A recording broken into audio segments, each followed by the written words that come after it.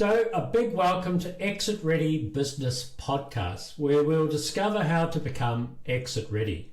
Did you know that last year only 14% of businesses listed for sale actually sold? But commercial property auctions clearance rates consistently hit 60 to 80%. Here is the hard truth. Your business might be unsellable at the moment, but your office, your commercial building or warehouse is a goldmine. So welcome to the Exit Ready Business Podcast. I'm Mr. Exit Ready, David Fisher. I'm a licensed real estate agent with 45 years experience in construction and property. Today we're going to apply the principles of exit planning and exiting and for buying education to help make your business part of that forward. Today I'm sitting down with Lizzie from Forwardfocus Partners to go on an emotional journey of business, sellers and buyers. Lizzie isn't just talking theory, she has lived it, the reality of it, with a family plumbing business. So Lizzie, a big welcome to the show. Could you share your stories from where you started on that journey way back and how you landed up where you are now, helping not only the business exit but the business buyers as well? Yeah, hi David, thank you so much for having me. Absolutely, let's go on a journey. So my business experience started essentially when I was born. So my dad often jokes about the story of when I was born, when I'm the baby of the family, and by the time I came along, Dad was well into his plumbing business. So as Mum was in labour, Dad was still taking phone calls out in the hallway. So business really is a part of my story and part of my journey. When I finished school, I went into the family business. I started working for Dad, and by the age of 23, 24, I approached Dad and said, look, Dad, I'm ready to buy the business. My husband was in the business at the time as well, and there was an operations manager in the business at the time as well. So the three of us came together and decided we were ready, because at that period of time, Dad had put us in a management position because he had spent the previous 2 years building some commercial sheds. He had some other stuff that he wanted to do, being the entrepreneur that he is. So we started that process in 2016. It took a good 12 months to go down that journey. Because we had approached Dad to acquire the business, he hadn't himself had the time to prepare to exit. It was a bit of a forced option for him. So his response to me was, well, if you want it, then make it happen. So I guess this was my first experience with learning how to prepare an exit, how to prepare a business for sale, whilst also learning the journey of what it's like to buy a business. So the first protocol was the accountant. So Dad's accountant started putting some numbers together of looking at what the business value would be. And we found our own accountant to represent us and to sort of check through those numbers and make sure we were getting a fair deal. The next point of call was some coaching and mentoring. So with the support of a strategic business mentor, we were able to get their support and to understand sort of what the process would be like and what was going to be on the table. The challenging part throughout that whole process was the emotional, are we making the right decisions? You know, because it was a family transition, was it fair to Dad? Was it fair to us? And how are we going to make it happen? Having recently bought our first home, so we bought a block of land and built a home. So that meant that as buyers, we didn't have much equity. We had savings, we had about $30,000 in savings. So that cash allowed us to have a little bit of skin in the game. But when it came time to going to the banks, once we'd agreed on a sale price, going to the banks was the biggest hurdle and the biggest challenge for us. So when we first went in, we were just interested essentially in how much equity they could get off us, which was pretty much nothing. And then they were interested in what Dad was going to do and what he was going to bring to the party. And obviously he was already well into the party. He was offering us an opportunity to acquire his very successful business that had been successful for 30 years in the Northern Territory market. When it came time to looking at a loan option, they weren't interested. So then when we just went back to the table and discussed vendor finance options, the bank was happy with that, obviously, because they weren't involved. However, we then needed an overdraft to support the cash flow perspective of the business. And even with the vendor finance agreement in place and us putting our only savings into the business to support cash flow, they still wouldn't even give us the option of securing an overdraft. The only way that they would give us an overdraft was if Dad put his own personal money into the bank to secure it. So Dad would have to give them $100,000 for us to have $100,000, and he would not have access to that $100,000, which doesn't make sense at all. So through that process, Dad gave us the opportunity to do 100% vendor finance, as well as providing an overdraft with an interest rate to him, which was higher than the bank's, which is pretty normal in lending outside of banks. You can get money elsewhere, just paying a higher interest rate. So through that process, I guess what I really learnt was that there wasn't anyone that really understood that process emotionally and could support that process emotionally. We didn't know. I felt that we might have been being too generous to Dad in our sale price, because to me the legacy component was really important. You know, Dad had worked all of my life. He had worked 7 days a week for 40 years, and I felt he really deserved something at the end of that. You talked about in the entry of this podcast that only 14% of businesses that went to market sold last year, and that to me is devastating. That's a devastating number. We work so hard in business. We take huge risk to get to the end and not really have this asset that should be saleable, in my opinion. You know, if we build a house and we put our love and energy into a home or to a commercial property, we get that energy and that time back at time of sale. But to not get that back from a business, I think is it's just at an emotional level heartbreaking to see that no one else sees the value in what we've created, essentially. So for Dad, that was really important for me, that continued on, that legacy continued. However, when you've also got a new accountant in your ear who's looking at the numbers and going, it's not worth that. His accountant's overvalued it. If I look at the numbers and this, and if you look at the values ranges and all this sort of stuff, it can make the process really challenging. And I think along the way, we were really fortunate to get advice from a friend who had been through a similar transaction with his dad 2 years prior. He was also a plumbing business. And his advice to us was decide on everything and don't get the lawyers involved until the last minute. Because for him and his dad, it nearly destroyed their relationship, because the lawyers had say in the process and what the decisions were going to be along the way. And of course, like lawyers do, they want the best for their customers. They want the best for their clients. So it created friction in the family, and it nearly destroyed the very soul of what they were trying to do, which was continue their family legacy, essentially. So that was really great advice, and that helped us definitely through the process, because it is emotional and it did become incredibly tense at times. You know, there were stages where I didn't want to talk to Dad, and there were stages where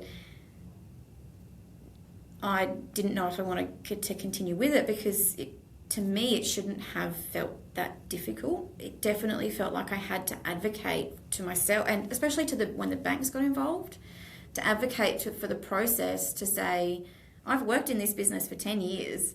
I've known this business my whole life. My husband and our business partner are licensed plumbers.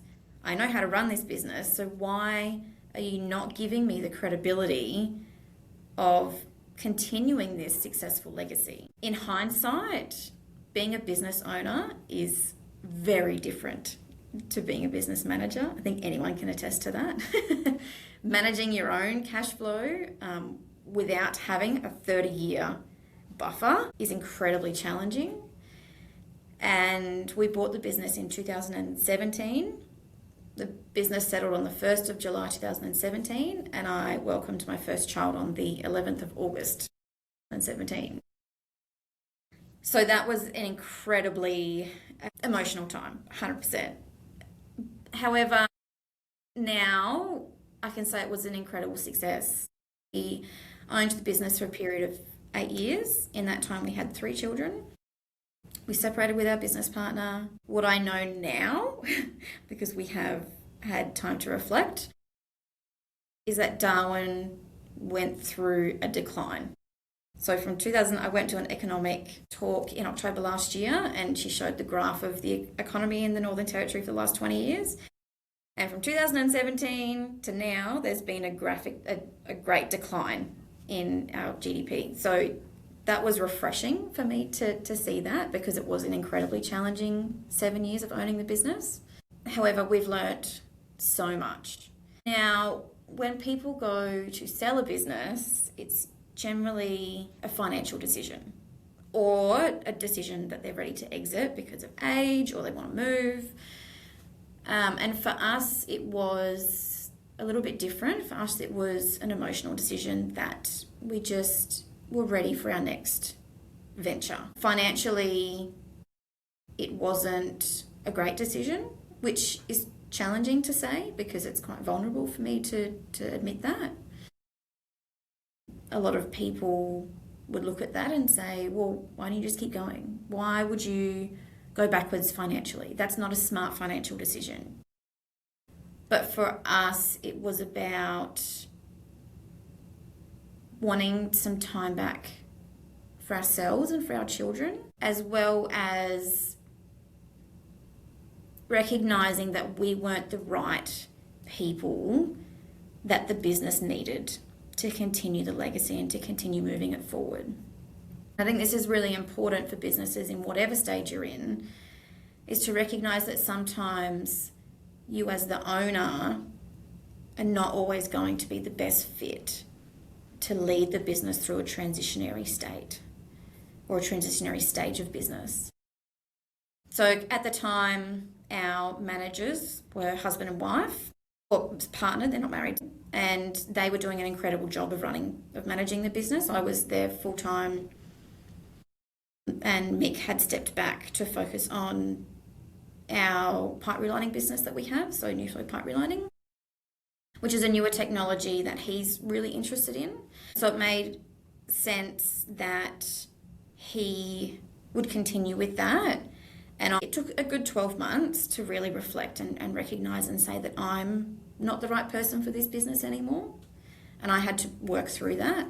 I think anyone who's coming up to exit will go through that emotional or a similar emotional process in recognising that the business through any transitionary stage needs different leadership styles. If you're not prepared to do the work to get the business to that next stage, or if you don't have capacity, or if you're at a different life stage to what that business needs, then there needs to be a strategic plan or preparation done so that the business does continue on and doesn't fall to the wayside because you're not the right fit for it. So over a 12-month period, I very quickly realised that I couldn't continue this business in the state it was in. It was really ready for the next owners to take it on. And so we began that process, that sale process. We were able to complete that within a 6-month period, which a lot of people said wouldn't be able to be done. I've been told quite a few times that, you can't do this within this time period, but I'm a bit of a, once I've decided on something, I like to get it done. So, throughout the period of owning the business, we had to depart our business partner everyone told me it would take 12 months and I got it done within 3 months. And buying the business, I got told it would take 12 months to 2 years. We got it done within, I think it was 10 months. So selling the business, it took a 6-month process. And again, because it was an internal transition, they knew the business. It was a lot smoother than had it have been an external buyer. So I think there's a lot of power in being able to transition internally. There's a lot of... It also gives the business a continuation of legacy.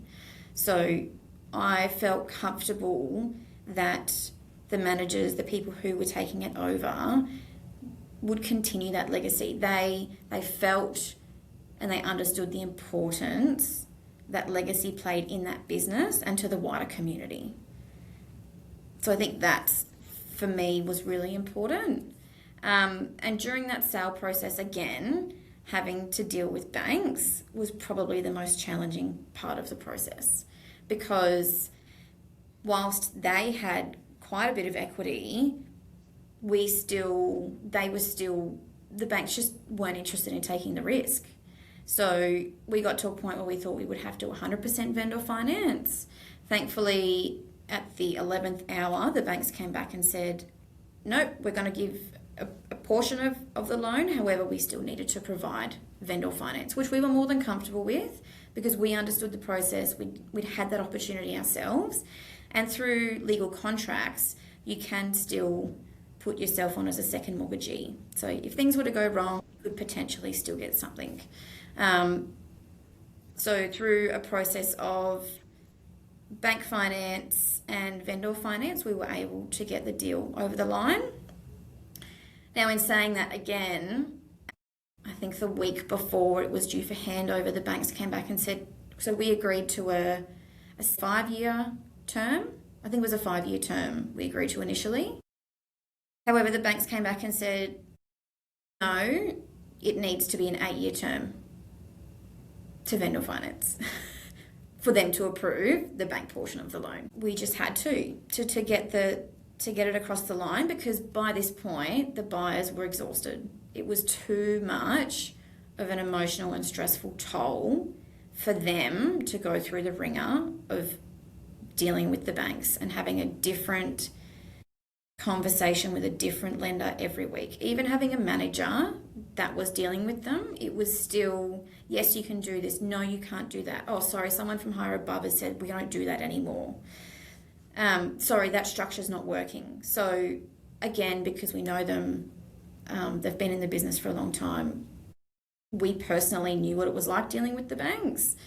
We were happy to extend that out to 8 years and continue on. So we handed that over on the 1st of October 2024 now, and they've just gone from strength to strength. They are the right fit for what that business needs now. And then we handed everything over, and I think it wasn't until the new year that it started to impact me. I started to really realise, I thought I had dealt with the emotions in the lead up and a handover, and then we went on a family holiday for 6 weeks over Christmas. We drove down to Melbourne, and that was the first time that we realised how relieving it was to have gone through that, and how much we had learnt in that process. But when we came back and I went back into the business to say hello, and I had seen the changes that had been made, I realised that I was no longer a part of that story, and I was no longer a part of the fabric of that business. That was a little bit sad. It had been such a big part of my life for such a long time, and it had been my story and my identity for so long that I now had to begin the journey of figuring out what I wanted next and what the next chapter looked like for me and what my story now looks like without that business. So going through all of these, as we've gone through the steps of the forced exit, to the accountant, to the numbers, to the coaching and mentoring process, to the emotional side, the banks, the finance, security and cash flow, value, reward and legacy, we've covered a lot of dots here today. But what I like is that really now that what you're doing in your forward focus partners is everything that you went through yourself, right? So those with your family, having babies and children, and or 3 during that period of time, and then actually discovering that you weren't the right people. That must have been, how did that feel? Because to do that, and you worked with your father for, like you say, you were part of business from day one type of situation, but to actually admit that, how do you cope with that? Because that's a big step to put your hand up and say, hey, I'm not the right person in the right business here. Yeah, it was a massive ego death for me. I think because I tried. My husband had stepped out from the daily operations to a degree. And I put my hand up and I said, I can do this. I can lead this business. I'm not a plumber. I don't have a trade background, but it's my family. I understand, I could answer the phone, answer the plumbing questions. I could understand the technical. I used to like to say, I've done my apprenticeship. I just haven't done the physical apprenticeship. I've done the theory. And the boys would look at me and just, oh, whatever, Lizzie. They weren't impressed by that. But it just got to a point, I think that the decision and the realization point came to me when, we were struggling. We were starting to do project work because it was a maintenance plumbing business predominantly. And we would often do construction work if it came to us. Dad was known for his quality of work, and Wig Plumbing is still known for the quality of work that we do. That they do. And so it came a time where I had to choose whether I was going to step up and be there 5 days a week, sometimes 6 days a week, be there at 6 a.m. to welcome everyone, because the team was small enough that it needed that type of leader. So it was either between me having to completely change my family structure, my family values, my personal goals, and my relationship structure with my husband. And I didn't want to do that.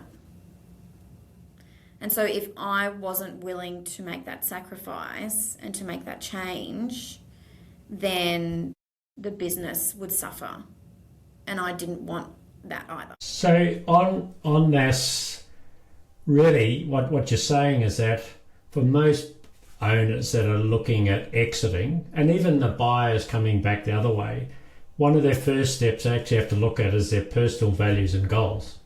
Because really that's what as you went through the journey, you took over a business from perhaps an emotional side, saying that your father deserved all his 30 years or 40 years of work, that he actually had something from the business that was for 30 years. And so you felt perhaps an obligation at that point? I think in hindsight, it was a little bit, I don't think obligation's the right word, because obligations is a feeling of I have to do this for someone else.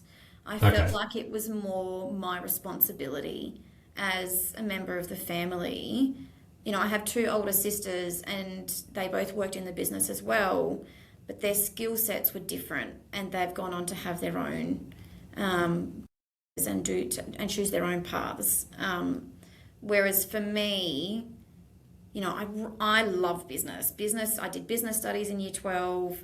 I saw friends whose parents had businesses, and I would always ask questions about business and how they got into it and what business parameters were around. So I think at the time it was more of a, let me get in and have a crack at this. I want to have a crack too. Give me the opportunity. Let me get my hands dirty. This is my destiny. Let me in the door. Whereas now in hindsight, I think it was more of a felt responsibility, as well as this is in my DNA. I want to take this opportunity. So really comes back to aligning what we go back to the personal values. I think that's the most important part. And then the goals of what you want to do with your immediate family, that's with your husband, family, and all the rest of it. But still, then you need to align.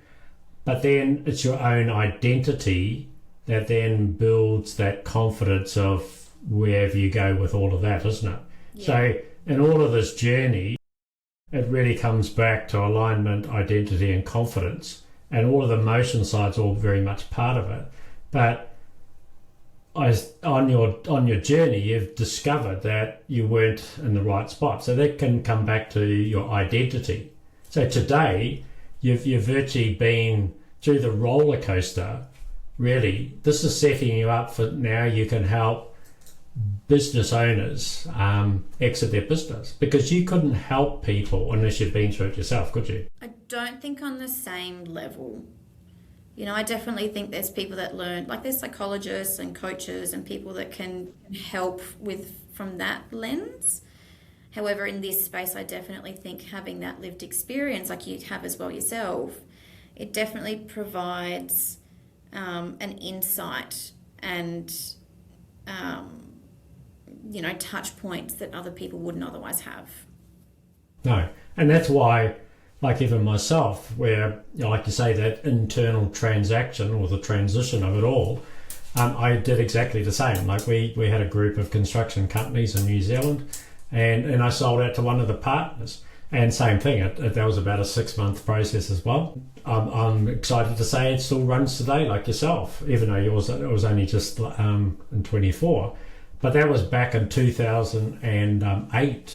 Actually, end of 2007, so it's still going today. So that's still exciting as well. I think myself, and I think you would say the same, is that if those businesses are still running, that's the main thing, isn't it?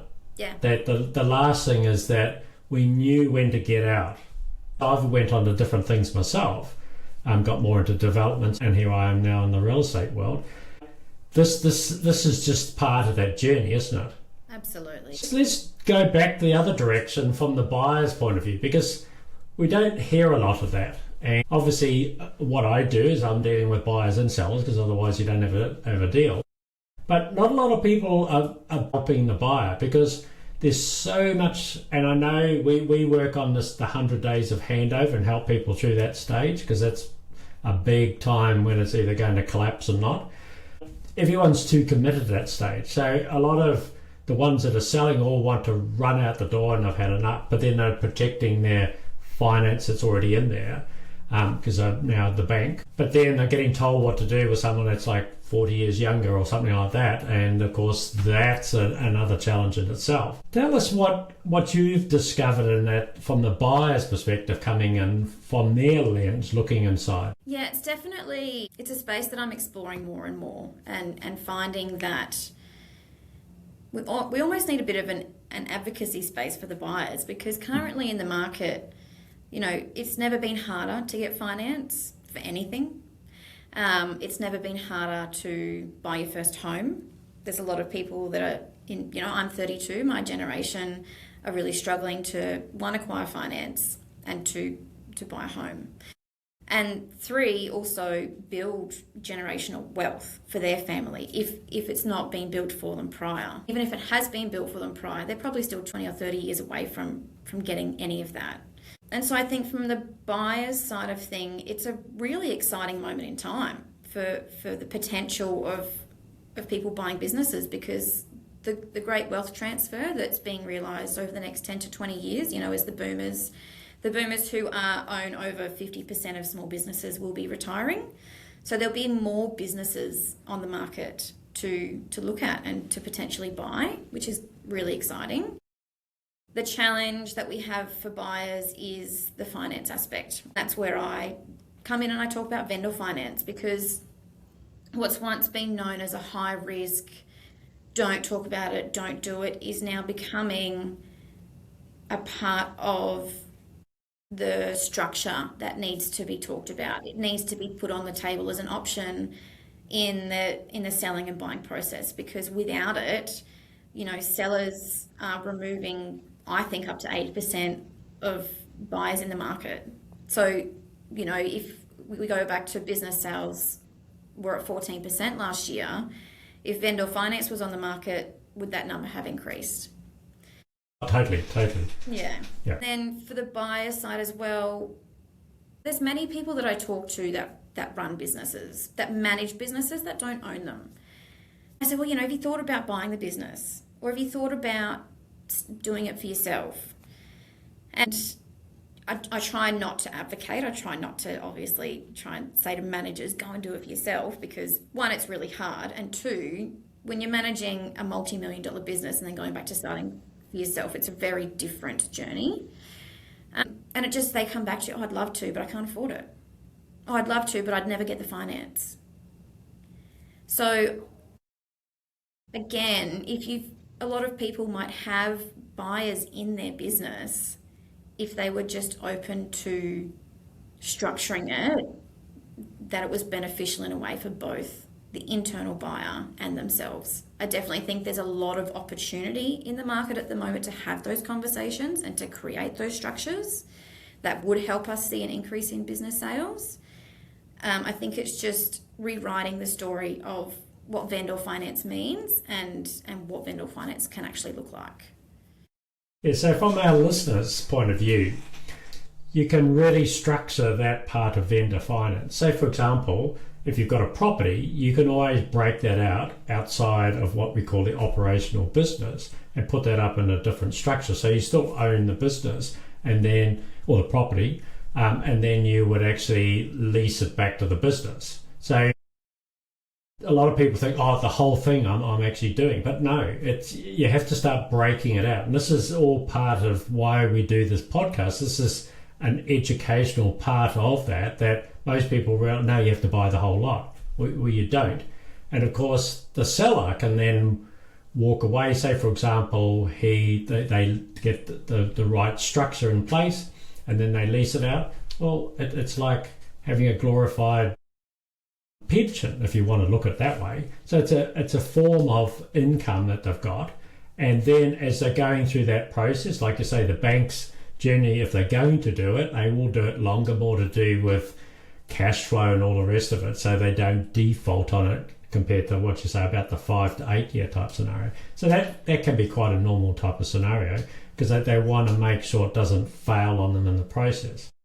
But the other part is that you can, like that internal, most people actually have the people within it, and they can literally break it down, can't they? Like, you don't have to sell the whole lot. You might say, look, I want to keep, say, 25%, and then I've got 2 other people, and start working with them over a period of time. So it's not like one day you say to them, right, I'm selling my business, and everyone freaks out because all of a sudden I'm going to lose my job. This is like, okay, let's start with a succession plan of sorts, or whatever word you want to call it, but some sort of plan that you put out there. This is what I'm looking to do. People say to me, how long should I prepare? And I said, well, it's like the concept of the tree. When should I have planted a tree? 20 years ago, and it'll be a nice tree now. Right? So just start now. But I do believe the 5 years is a good time, because it doesn't put a lot of, when you said in the beginning, your father, it was a forced exit. No one wants to be in that forced exit. That was where we started the journey. You don't want to be in a forced exit. You want to be in a position that you've got options. It's a huge transfer of wealth that's going from the baby boomers and others. I'm actually part of that, just in the last 2 years of it. But in that space, there's still a lot of people that that are like 55, and they think, no, it's time to transfer, but they don't want to completely out. People can get into a business. Say, for example, they want to start, they can actually get in like having 25% of it, and they can create some deal there. What do you say about that for a lot of people that you actually meet? You must have people that are comfortable on that first part of that journey. Yeah, absolutely. I think that's the beauty, like you said, of having the 5-year leeway, but also there's 1,001 ways to structure it. I think that's also, a lot of people don't, get access to that knowledge. So for us, for example, with the vendor finance agreement, it was 100% vendor finance, but a part of there was an interest component that was on that vendor finance, but the interest was in terms of we continued to pay Dad's email address, his phone, and his fuel card. So there was the benefit of not having those expenses personally, as well as getting that in a form of interest. Now, normally I probably wouldn't recommend that because Dad has a big boat and he likes to take it out, and fueling it up was very expensive. So those months were a bit challenging, but it gave flexibility, which is great. Something else that we did is we didn't actually buy the company because Dad had, tax credits and 30 years worth of legacy. He also had 30 years worth of potential liability. And because it's a licensed trade business, the company and the license has to, I think it's gone down to 5 years now, but at the time it was 7 years. So if anything was to happen plumbing wise, or if a past employee had a grievance, they could come back to that company. So as fresh fish in the market, we didn't want to take that risk and that liability, and it also didn't suit Dad for us to take the company. So we started a new company and we acquired the business. So there's that option as well. You don't buying, if you do have assets in your company that you don't want to hand over, you can sell the business and keep the company. Again, it all comes back to having these conversations with your accountant and lawyer. But I think that's the benefit of playing with the structure and playing with and having the time to look at all your different options. When speaking with clients, I like to say, all right, well, you think you have option A and option B. Let's play with it. What's option C? What's option D? And quite often, I'll throw something in there like, okay, option D is we donate it to a charity. Bob's your uncle. And they look at me a bit sideways and go, what? What are you on about, Lizzie? And I'm like, but this is what we're doing. Let's play with it. Because when you can look left of field and use your imagination again, you might actually find something that works. I like that. There's so many possibilities, but even on your journey where you said you had the coaching and mentoring, that's why Lizzie is here today. And we help through the process as well, but that's why you have to go to people like Lizzie and myself to go that we've already been through it. We're in the industry. It happens every day. We know what it feels like, literally. Mine wasn't part of a family business. It was a structured type what it was, and they did actually take over the whole entity because in that case it was just a shareholding transfer. So that was quite clean and simple in that process. Our developments were on a separate entity. So we're always very aware, because obviously we're property developers, that each development we created was a separate company. And even our gear that we had, which was a hire company, because we had scissor lifts and all these things to build shopping centres and what we did, it was all different structured out. In this case, it was just here we were. It was actually two companies, the hire company and the construction company. It didn't affect any of the development. So I moved on in that particular case, and I was still doing developments with the other partners. And no one was excited about that process when I brought it up. But I was the same. I literally was our general manager of 5 companies and decided one day that it's time I went on holiday, and I literally took 6 weeks off and went overseas and all the rest of it, and came back. After the first week I thought, wow, this is like, what am I doing? I thought, it's just a bit of holiday-itis, or we'll call it Monday-itis for a week, and then another week and another week. And then after about a month, someone said to me, he says, you don't seem to be quite with it at the moment. And I said, it's strange that you say that, isn't it? So sometimes we have to go, what I would say to people, go on a reset. And some people, and I think you would agree with it, is, and part of that reset, it's like what I would call a mini retirement. Go away from the business, go on your European trip or off to America, wherever you want to go away for 6 weeks on a guided tour or whatever you like to do. Classify that as your mini retirement. See how everything functions in that space. And it's a good one. Put things in place. Yes, you can get on the phone, but this is a good way to really start setting the stage of where am I at, where I'm now Hypothetically, we could say I'm a 55-year-old owner and I'm thinking I'm just getting a little bit tired, I'm looking at this, I'm getting grumpy and whatever. If you just think of that 6-week mini retirement and see how that works, and that could test the waters, couldn't it? Absolutely. What do you think of that idea? I thought that was quite good, actually. That's a great idea. I think it's a great exercise too to say, because as business owners, we always go through periods where we go, oh, I'm sick of this. It's the same problem over and over again. I don't want jack of it anymore. A week later, you're like, oh, I don't know what I was worried about. This is really exciting. Let's keep going. But I think there comes a time where if you can take that, if you're in that mode of, oh, I'm sick of this, and if you can take that little break, really assess, am I sick of this? Am I ready to start the exit journey?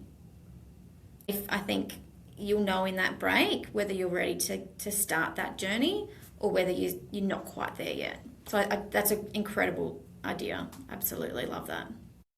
Yeah, and that's why obviously with the nickname of Mr. Exit Ready, it's all about that process. It's a journey. That's why we keep saying 5 years, please, 5 years. Don't turn up and say, look, I need to go out now, because there's no runway left in that concept.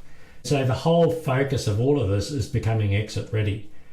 And we just really emphasize that you're going to go on an emotional journey. So go and connect with advisors around you that are not just cracking numbers, but going through that. We would all suggest that this is our business lines, but there's other people, like you were saying, that had gone through the same journey, that they had plumbing businesses. That must have been a massive help to you. So a lot of these business owners that have sold, they could actually mentor as well. Their next stage, which we always say is the best half. You're only in your first half, you're just practicing at the moment. But I'm on the second half, the best half. You can take all of your knowledge, your skills and wisdom, and you could actually start doing the same by helping other people, by initially helping out someone that's going through that journey. It might be something that perhaps you do for 2 days a week because someone else has been through the same journey. You can put your hand up, because we know we need so many people out there that can actually help people through that journey, don't we, Lizzie? Yeah. Because it's such a small space. I don't know about you, but when you've reached out, there's very few people that are actually helping people. There's plenty doing the numbers and all of that side, but there's not so many that are actually doing the emotional side. Like I say, you've got people that say you're going to get money or you're not. It's still part of that process. It's not actually taking them through what's the values, your legacy, your security of stuff, the emotional side, which we've covered many times. It's certainly been a journey. So to wrap up this podcast, Lizzie, we've covered a lot.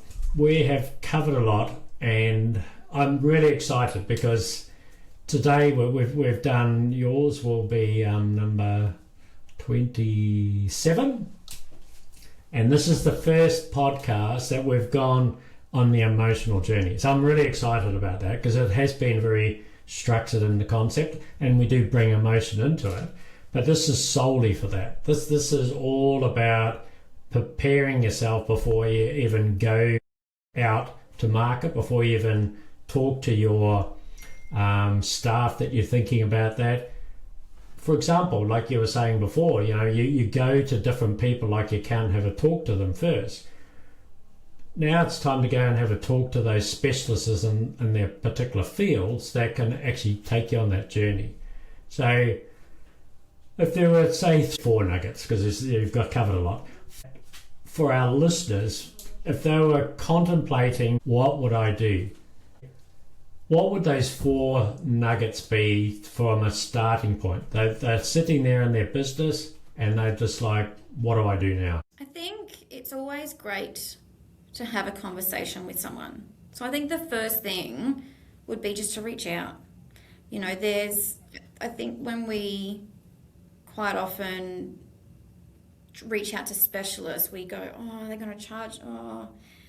But a big part of it for me is also just having that conversation and kind of saying, well, just to reflect, because you can get really stuck in your head quite often. Being a business owner can be a soul-lonely journey some of the time. So I think just have a conversation, whether it's a conversation with your accountant or whether it's reaching out to someone like yourself, David or I, and saying, look, I'm at this stage of my business. Do you think, could we have a chat about it? Or what's the process look like? I think also having a chat to your friends around you that are in business and see what they're doing and see what's working and what's not working. There's also, looking at the macro environment, look around at what is happening in the environment, in the business space. Is there a downturn? Is there an upturn? Is there a good time to sell? Is there not a good time to sell? I think there's quite a few things, but the first would be a conversation. That's, and like you were saying before, most people only may be having that first conversation with their accountant. We all have to respect the accountants, what their roles are, but they're going to help you with your numbers. So the conversation, if you go a little bit deeper on that, is that we have to start on the journey of it, like preparing, going through that. So you've got, like all of the stages of life, you've got a whole team of people to go through the process, haven't you? Yeah, so that's a good point. The accountant, and I had a conversation with a lawyer recently who's a friend, and he's going to get me in for a conversation about this to his team, because even he recognises that accountants and lawyers can almost work in a silo. So that's a really great point you make about having the conversation with the accountant. They will just look at your numbers and say, yeah, you can sell, or you don't have the profits to sell. That's kind of really, I guess, what the response you're going to get. Whereas from an emotional perspective, from a strategical perspective, you really need to have that conversation with someone in the exit space that understands the journey and that can help you understand where you're at and talk through that process. So you're right on that one. Absolutely. So the other part, what we have to remember, obviously there's a lot of legal structure, even in real estate, accounting and law, that their duty of care is solely, they can't have what I call a general conversation that we're talking outside of what we just talked about today, just to give people an idea. They have to disclose your statements. There's a whole lot of different things that you have to do. So they're doing it within their structure legally of what they can do. Yeah. So they can't have what you call off-the-record conversations legally. I know it sounds awful, but that's where you can start coming into people that specialise, like you say, with other different partners, that if we can clarify that part, that you can have a general conversation. It's not going to cost you a fortune, is it? No. And even with professionals like ourselves that are working in the different areas, you can have a general conversation about that journey where you can literally, like you say, have all of these different options, while the lawyer and the accountant are quite structured on what options they can do. They're not going to do that because legally they can't do it. Yeah, that's correct. Most people only understand going to the first and then the second. But so what we'll do on the show notes is we'll put Lizzie's details there, and I'm sure she's got a booking page and some other goodies that we can actually put out there as well. To touch base, a big thank you for everyone that's listening to the Exit Ready Business podcast, and a big thank you to Lizzie. I've really enjoyed this one. I enjoy all of them, but this is really where I would say the rubber hits the road, where we all start in that process before you do anything. I'm obviously part of the real estate world, but go to the world of your advisors first, then start bringing in all of your team step by step. Not everyone's a specialist in their particular fields, so just be open to that. And because Lizzie's got a lot of contacts in her field up in Darwin in the Northern Territory, she knows a lot of different people that she can refer you to. Obviously I'm part of Queensland, so we can refer you to a whole lot of strategic partners that can take you on that journey as well. So it is a complicated, it's an emotional business. there's financing, there's all sorts of different parts in it. So I hope everyone got great wisdom and knowledge of what we do here. A big thank you from the Exit Ready Business Podcast. Thanks so much, David. Thank you.